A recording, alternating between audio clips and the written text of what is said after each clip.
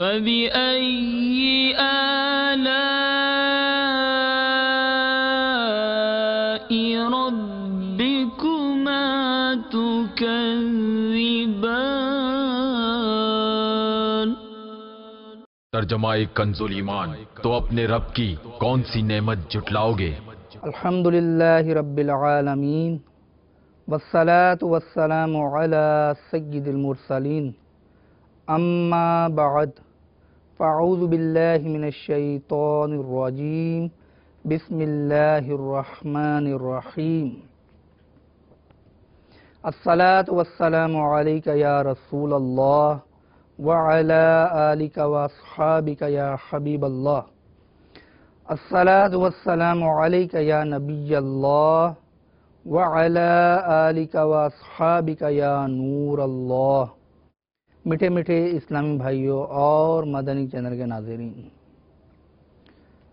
کسی نے حضرت سیدنا ابو حفص کاغدی علیہ رحمت اللہ الوافی کو وصال کے بعد خواب میں دیکھ کر پوچھا کہ اللہ عز و جل نے آپ کے ساتھ کیا معاملہ فرمایا؟ ارشاد فرمایا، اللہ عز و جل نے رحم فرمایا اور مجھے بخش دیا اور جنت میں داخل فرما دیا۔ خواب دیکھنے والے نے پوچھا کہ کس سبب سے؟ جواب دیا، جب اللہ عز و جل نے مجھے اپنی بارگاہ میں کھڑا کیا تو فرشتوں کو میرے گناہوں کی گنتی کرنے اور اس کے ساتھ ساتھ نبی کریم رؤوف الرحیم صلی اللہ تعالی علیہ وآلہ وسلم پر پڑھے جانے والے درود شریف کا بھی حساب کرنے کا حکم فرمایا۔ تو درود شریف کی تعداد زیادہ نکلی تو اللہ تبارک و تعالی نے فرشتوں کو فرمایا، اسے جنت میں لے جاؤ۔ صلو علی الحبیب صلی اللہ تعالی علی محمد۔ میٹھے میٹھے اسلامی بھائیوں، تفسیر قرطبی میں ہے کہ حضرت سیدنا داؤد علی نبینا علیہ الصلوۃ والسلام نے بارگاہ الہی میں عرض کی، اے میرے رب عز و جل، مجھ پر تیری نعمتوں میں سے جو سب سے زیادہ پوشیدہ نعمت ہے وہ مجھے دکھا دے۔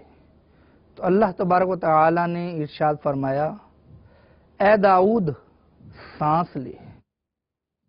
جب حضرت سیدنا داؤد علی نبینا علیہ الصلوۃ والسلام نے سانس لیا تو اللہ تبارک و تعالی نے ان سے فرمایا کہ ہر وقت جاری رہنے والی میری اس نعمت کو کون شمار کر سکتا ہے؟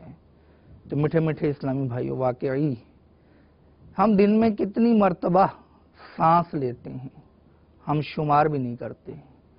یہ رب عز و جل کی کتنی بڑی نعمت ہے کہ ہم آسانی سے سانس لینے میں کامیاب ہو جاتے ہیں، اور اللہ تبارک و تعالی کی نعمتوں کا شمار ہم کرنا بھی چاہیں تو نہیں کر سکتے۔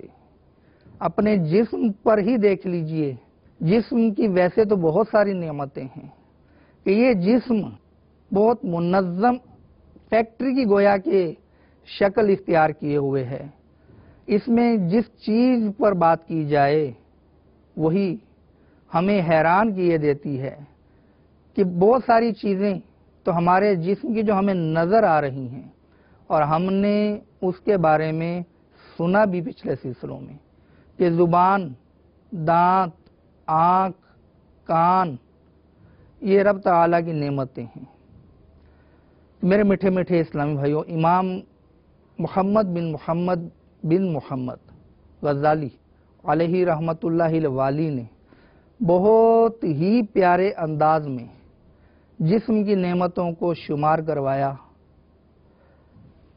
گویا کہ یوں ہمیں احساس دلانے کی کوشش کی ہے کہ اے بندے تو دیکھ کہ ایک کھانا کھانے میں رب تعالیٰ کی کتنی نعمتوں کا ہم استعمال کرتے ہیں۔ تو امام غزالی رحمۃ اللہ تعالیٰ علیہ نے جو کچھ احیاء العلوم میں فرمایا، ان الفاظ کو میں اپنے انداز میں عرض کرنے کی کوشش کرتا ہوں۔ چنانچہ آپ ارشاد فرماتے ہیں کہ ہم صرف ان اعضاء کا ذکر کرتے ہیں جو کھانے میں استعمال ہوتے ہیں۔ کھانا مثلا یہاں رکھا ہوا ہے، اب کھانے کے لیے خواہش پیدا ہونے کے لیے ضروری ہے کہ پہلے اس کھانے کو دیکھا جائے۔ تو اب جب ہم نے اس کھانے کو دیکھا تو آنکھ کی نعمت استعمال ہوئی، پھر اس نعمت کو دیکھنے کے بعد ہمارے دل و دماغ میں خواہش پیدا ہوئی کہ ہم اس کھانے کو کھائیں۔ اب دماغ جو کام کرتا ہے، دماغ سے مختلف قسم کے پیغامات ہمارے جسم کے مختلف اعضاء کو جاتے ہیں۔ جب ہم اپنے ہاتھ کو ہلاتے ہیں یوں، تو یہ دماغ سے ایک پیغام آتا ہے ہاتھ کو کہ یہ ہلو، تو ہم اپنا ہاتھ ہلا دیتے ہیں۔ وہ بچے جن کا دماغ پیدائشی طور پر چھوٹا رہ جاتا ہے، وہ بہت سارے افعال عام انسانوں کے نہیں کر پاتے۔ آپ نے بھی دیکھا ہوگا کہ کئی ایسے بچے ہوتے ہیں جو محض بستر پر ہی پڑے رہتے ہیں، وہ اپنا ہاتھ پاؤں بھی نہیں ہلا سکتے، کوئی کھانا کھلائے تو کھا لیں گے، تو گویا کہ ایک نیم جان انداز میں وہ پڑے ہوتے ہیں۔ تو کیا وجہ ہے؟ تو ڈاکٹرز حضرات یہ بتاتے ہیں کہ ان کے دماغ میں کچھ کمزوری، کہ دماغ جب صحیح طور پر میسیجز، صحیح طور پہ پیغام نہیں بھیجتا تو پھر یہ جسم کے اعضاء کو استعمال نہیں کر سکتے۔ کھانا سامنے پڑا ہوگا لیکن یہ ہاتھ بڑھا کر اس کو اٹھا نہیں سکیں گے۔ تو اب دیکھیے کہ آنکھ کی نعمت کا استعمال ہوا، دماغ کی نعمت کا استعمال ہوا، اب ہم نے کیا کرنا ہے؟ اس کھانے کی طرف ہاتھ بڑھانا ہے۔ اب کھانا یہاں رکھا ہوا ہے یا یہاں رکھا ہوا ہے، پھر آنکھ کی نعمت کا استعمال کہ یہ کھانا یہاں پڑا ہے تو میں نے ہاتھ بڑھانا ہے اس طرح، اور تھوڑا سا آگے ہوں گا تو مکمل اپنے ہدف تک پہنچ جاؤں گا اور اس کھانے کو اٹھا لوں گا۔ تو جب یہ ہاتھ بڑھایا جاتا ہے نا، تو ہاتھ میں دیکھیے یہ خم ہے اور یہ آٹومیٹک ہے، گویا کہ ہم اس کو سیدھا کر لیجئے، یوں خم کر لیجئے، یوں سیدھا کر لیجئے، پھر یوں اس کو خمدار کر لیجئے، تو یہاں بھی گویا کہ لچک ہے۔ پھر دوسری لچک کندھے میں ہے کہ ہم اس کو اس طرح سے موو کر سکتے ہیں۔ اور تیسرا جس چیز سے ہم نے کھانے کو پکڑنا ہے وہ ہے ہمارا ہاتھ۔ اس ہاتھ کو دیکھ لیجئے کہ اس کی جو سامنے کی سائیڈ ہے اس کی کھال قدرے سخت ہوتی ہے۔ تو اللہ تبارک تعالیٰ کی حکمت کہ جب ہم کسی چیز کو پکڑتے ہیں تو اس سمت سے پکڑتے ہیں، اور بیک سائیڈ کی کھال جو ہے یہ نرم ہوتی ہے۔ اچھا، اب اس چیز کو پکڑنے کے لیے انگلیوں کا استعمال ہوتا ہے۔ یہ انگلیاں بھی موویبل ہیں، یعنی قابل حرکت ہیں، کہ انگلیوں کو ہم بند کرتے ہیں، ہم کھولتے ہیں، ہم اس کو ہلکا سا خم کریں تو یہ پیالے کی شکل اختیار کر لیتے ہیں۔ تو اب دیکھیے کہ اس طرح سے کیا تو یہ ایک چلو بن گیا، بالکل سیدھا کیا تو ایک سیدھی، بالکل یہ سیدھی چیز بن گئی، اور اگر ہم اس کو اس طرح سے اپنی مٹھیوں کو بند کر لیں گے تو یہ ایک مکے کی شکل اختیار کر گیا، جس کو ہم بعض اوقات اپنے دفاع میں بھی استعمال کرتے ہیں۔ تو یہ انگلیوں کا موویبل ہونا، انگلیوں کا حرکت کرنے کے قابل ہونا رب تعالیٰ کی کتنی بڑی نعمت ہے۔ وہ لوگ جن کا ہاتھ کام کرنا چھوڑ دیتا ہے کسی بھی وجہ سے، فالج وغیرہ ہو جاتا ہے یا کسی اور اعصابی مرض کا وہ شکار ہو جائیں، تو وہ اپنی انگلیوں کو حرکت نہیں دے سکتے۔ تو کہیں یہ پڑھا تھا کہ جو کھیل ہے باکسنگ، اس کا بڑا ہی نامور کھلاڑی تھا، تو اب یہ اپنے مکوں کے بل بوتے پر ظاہر کھیل کھیلا کرتا تھا باکسنگ کا۔ تو جب یہ ریٹائر ہو چکا تو اس کے جو بڑھاپے کے ایام ہیں اس میں اتنی طاقت انگلیوں میں نہیں رہی کہ یہ بجلی کا بٹن جو ہوتا ہے بلب وغیرہ کا اس کو آن بھی کر سکے۔ تو میرے میٹھے میٹھے اسلامی بھائیوں، ان انگلیوں کا موویبل ہونا یہ کتنی بڑی نعمت ہے۔ تو اب ہم نے اس کھانے کو اس طرح سے پکڑا اور پکڑنے کے بعد پھر یہ بالکل یہ دیکھیے یہ 1 2 اور 3 یہ ہر جوڑ میں لچک ہے۔ اب جب ہم اس کسی چیز کو پکڑتے ہیں تو پوری گرفت کر لیتے ہیں، نوالا پکڑتے ہیں تو اس طرح سے مکمل گرفت کر لیتے ہیں۔ اگر یہ انگلیاں ہی موویبل نہ ہوتی، اگر اس میں خم نہ ہوتا، اگر کندھے میں لچک نہ ہوتی تو ہم اس کھانے کو پکڑنے میں کیسے کامیاب ہوتے؟ اچھا پکڑ لیا، اب اس کو جسم کے اندر پہنچانا ہے۔ کھانے کا لقمہ لیا تو کیا یہاں سے میں کھانے کو ڈال سکتا ہوں؟ نہیں۔ اس ہاتھ سے پکڑا، اس ہاتھ سے کھانے کو جسم کے اندر پہنچا سکتا ہوں؟ نہیں۔ تو اللہ تبارک و تعالی نے ان ہونٹوں کی شکل میں ہم ایک ایسی جگہ عطا فرمائی کہ یہاں سے ہم کھانے کو اندر اتار سکتے ہیں۔ اب اس لقمے کو پکڑا اور منہ کے اندر لے گئے۔ اب منہ کے اندر دانت ہیں، مسوڑے ہیں جو اس کی گرفت کرتے ہیں۔ اگر یہ مسوڑے یا دانت جن کے جھڑ جاتے ہیں بڑھاپے کی وجہ سے یا کسی مرض کی وجہ سے ان کے دانت نکل جاتے ہیں، اب وہ اس نوالے کی گرفت نہیں کر سکتے، بہت مشکل ہوتی ہے۔ تو یہ وہی جانتا ہے جس پر گزری۔ اب یہ دانتوں کی گرفت میں آیا کھانا، پھر زبان کے نیچے لعاب کا ایک چشمہ سا گویا کہ ہوتا ہے کہ جو منہ کو تر کر دیتا ہے۔ پھر اس لقمے کو جب اندر لے کر گئے تو یہ ڈائریکٹ پھر اندر نہیں چلا جاتا، بلکہ منہ کے اندر رب تعالی نے گویا قدرتی طور پر ایک چکی جسے آٹا پیسا جاتا ہے نا وہ بنا دی۔ آپ غور کیجئے کہ جو انسانی چکی ہوتی ہے، انسان نے جو بنائی، جس کی نسبت انسان کی طرف کی جاتی ہے، تو اس چکی میں 2 پارٹ ہوتے ہیں پتھر کے، تو ایک نیچے ہوتا ہے اور ایک اوپر پتھر ہوتا ہے۔ اوپر والا پتھر جو ہے یہ پرانے زمانے میں یہاں پہ دستہ لگا تھا تو اس کو گھماتے تھے، نیچے والا پتھر ساکن رہتا تھا اور اوپر سے وہ دانے گندم کے ڈالتے جاتے تھے، اس طرح سے وہ دلیا یا آٹا بن جایا کرتا تھا۔ آپ کبھی غور کیجئے جب آپ کھانا کھا رہے ہوتے ہیں نا تو آپ کے یہ نچلا جو جبڑا ہے نا یہ حرکت کر رہا ہوتا ہے، اوپر والا جو جبڑا ہے یہ بالکل ساکن ہوتا ہے۔ اگر اصول کی بنا پر دیکھا جائے کہ جس طرح ہم نے وہ چکی استعمال کرنے کی صورت ابھی سنی، تو نچلے حصے کو ساکن رکھیں، اوپرلے حصے کو اگر ہم گھمائیں تو تب وہ چکی اپنا کام کرے گی اور جو کچھ اس میں ڈالا جائے گا اس کو پیس ڈالے گی، نرم کر دے گی۔ لیکن اللہ تبارک تعالیٰ کی شان کہ یہاں نچلا جبڑا حرکت کر رہا ہے، اوپر والا جبڑا ساکن ہے۔ اب یہ اس کو بالکل جو بھی لقمہ یا کھانا لیا اس کو پیس ڈالتی ہے۔ اچھا باہر سے تو ہم نے اس کھانے کو لیا اور ہاتھ کے ذریعے منہ کے اندر ڈالا، اب یہ منہ سے معدے تک جانا ہے۔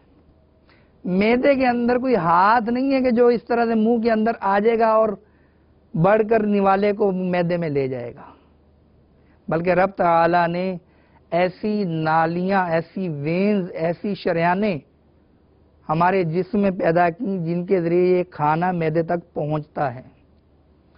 تو خوراک کی نالیاں بھی یہاں ہوتی ہیں، سانس کی نالیاں بھی یہاں ہوتی ہیں۔ تو جب کھانا خوراک کی نالی میں جانا ہو تو سانس کی نالی گویا کہ غیر محسوس طور پر سیکنڈ کے گویا کہ 1000ویں حصے کے لیے بند ہوتی ہے تاکہ کھانا خوراک کی نالی میں جائے، سانس کی نالی میں نہ جائے۔ میرے رب کا کتنا بڑا انعام ہے کہ یہ کھانا سانس کی نالی میں نہیں جاتا، دونوں قریب قریب ہیں، خوراک کی نالی اور سانس کی نالی، یہ سانس کی نالی میں نہیں جاتا۔ اور جب کسی کو پانی پیتے وقت یا کھانے کی تھوڑا سا ذرہ بھی سانس کی نالی میں چلا جائے، جسے اچھو لگنا بھی کہتے ہیں، عجیب سی اس کی حالت ہو جاتی ہے اور وہ بالکل بیچارہ ایسے لگتا ہے کہ دنیا سے گیا۔ یہ تو کبھی کبھار کسی کے ساتھ ہوتا ہے تو ہم دیکھتے ہیں کہ یہ منظر کیسا ہے۔ اگر یہ ہماری سانس کی نالی میں کھانا جانا شروع ہو جائے تو ہمارا بنے گا کیا؟ یہ ہمارے رب عز و جل کی کتنی بڑی نعمت ہے. خوراک کی نالی میں کھانا گیا، اب معدے میں پہنچا. اب معدے میں پہنچنے کے بعد یہ معدہ اس کھانے کو مزید پیستا ہے، اور جب اس معدے سے پھر مختلف جگہ ہیں، جگر ہے، جگر تک جو چیز جانی ہوتی ہے جگر تک پہنچتی ہے، گردوں تک جو چیز جانی ہوتی ہے گردوں تک پہنچتی ہے. تو جگر اور گردے وغیرہ کتنی بڑی نعمت ہے رب تعالیٰ کی. اگر یہی اپنا پراپر کام کرنا چھوڑ جائیں تو ہمارا بنے گا کیا؟ اچھا، اس کے بعد جب خون بن گیا تو خون بننے کے بعد دل کا کام شروع ہوتا ہے. یہ دل ہمارے جسم کے اندر کتنی اہمیت رکھتا ہے، اور جن کا دل پراپر کام کرنا چھوڑ جائے وہ اپنی زندگی کے معمولات کما حقوق جیسا وہ چاہتے ہیں پورا نہیں کر پاتے. تو ہم کیوں نہ اپنے رب تعالی کی نعمتوں کا شکر ادا کریں. ہم تو جسم کے اندر جو نعمتیں ہیں ان کا بھی اگر احساس کر لیں، یہ جسم، اچھا دل جو ہے، یہ دل جتنا خون پمپ کرتا ہے اور جتنی شریانیں ہمارے جسم میں موجود ہیں، یہ شریانیں گویا کہ ایک سسٹم کے تحت لپیٹی ہوئی ہیں نا. اگر ان شریانوں کو بالکل سیدھا بچھا دیا جائے تو یہ کئی کلومیٹر پر جا پڑیں گی، اور یہ کئی کلومیٹر کی لمبی جو شریانیں ہیں یہ لپٹی ہوئی شکل میں یہ ہمارے جسم کے اندر موجود ہیں، اور دل ان تک خون پہنچاتا ہے بلکہ اپنی خوراک بھی حاصل کرتا ہے. تو میرے میٹھے میٹھے اسلامی بھائیوں، دل کیا، ہاتھ کیا، پاؤں کیا، جس شخص کے ہاتھ کی انگلیاں کٹ جائیں یا پھر کسی سبب سے وہ ہاتھ ہلانے جلانے سے معذور ہو جائے، اس کی زندگی کتنی متاثر ہوتی ہے یہ وہی جانتا ہے. اور جس شخص وہ پانی تو پیے لیکن پانی نکل نہ پائے، کیا حال ہوگا اس کا.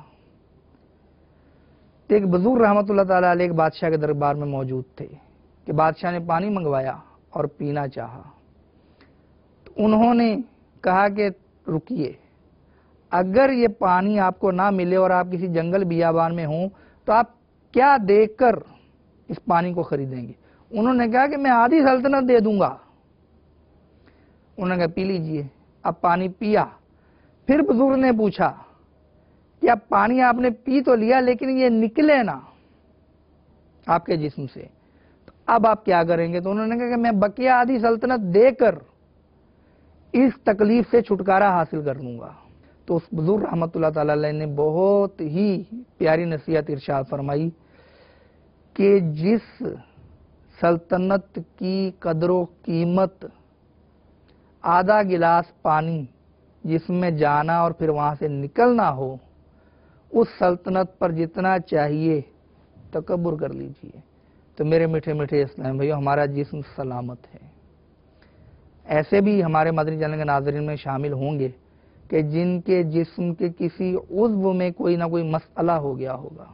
کسی کی بینائی کمزور ہوتی ہے، کسی کے گھٹنوں میں درد شروع ہو جاتا ہے، کوئی چلنے میں تکلیف محسوس کرتا ہے، کوئی ذرا سی بلندی پہ چڑھ جائے تو اس کا سانس پھولنا شروع کر دیتا ہے.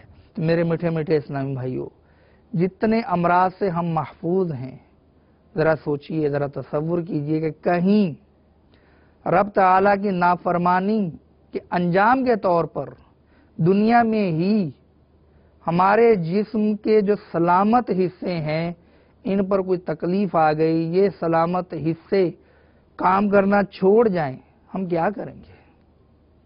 تو کیوں نہ ہم جس نے یہ نعمتیں دیں اس کی نعمتوں کا شکر ادا کرتے ہوئے اس کی نافرمانی سے بچیں اور اس کی اطاعت والے کاموں میں لگ جائیں، اس کی بندگی والے کاموں میں لگ جائیں. تو میرے میٹھے میٹھے اسلامی بھائیو، دعوت اسلامی کا مدنی ماحول اس سلسلے میں بہت معاون ہے. آپ اس مدنی ماحول میں ڈھل جائیے، اس مدنی ماحول میں شامل ہو جائیے، اس مدنی ماحول میں شریک ہو جائیے.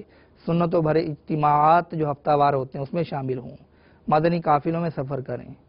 اس کے علاوہ مدنی مذاکرہ، اس میں شرکت کی سعادت پائیں۔ آپ بہت جلد زبان حال اور زبان قال سے گواہی دیں گے کہ دعوت اسلامی کے مدنی ماحول نے میری زندگی تبدیل کر کے رکھ دی۔ مشکل نہیں ہے، تھوڑی سی ہمت کی حاجت ہے۔ تو آئیے اس رب عز و جل کا شکر ادا کریں کہ جس نے ہمیں یہ عظیم نعمتیں عطا فرمائیں۔ آمین بجاہ النبی الامین، صلو علی الحبیب صلی اللہ تعالی علی محمد۔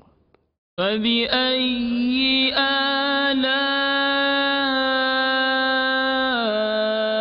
ربكما تكذبان۔ ترجمہ کنز ایمان، تو اپنے رب کی کون سی نعمت جھٹلاؤ گے؟